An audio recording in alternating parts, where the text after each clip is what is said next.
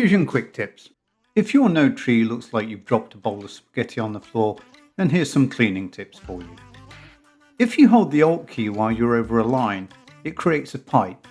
This allows for a much better look and a much more logical flow. Another way to control your nodes is by using an underlay. Select the node you want to be in the underlay and then hit Shift Spacebar, search for underlay and add it. If you want to change the colour of the underlay, simply right click on the toolbar, go down to Set Colour and change it to something you like. If you want to change the name of your underlay, simply hold the Alt key, right click on the toolbar and go down to Rename.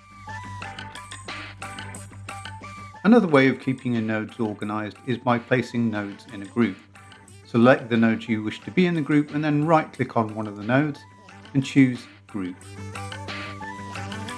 You can rename the group simply by hitting F2. If you want to ungroup the group, simply right click on it and go Ungroup. The advantages of groups are that if you right click on them, you can actually copy a whole set of nodes. This is quite advantageous, especially if you're using a large composition. And here's one final bonus tip for you. If you're working on a composition with a friend, you can simply Shift Spacebar and type in sticky note if you want to leave them a message.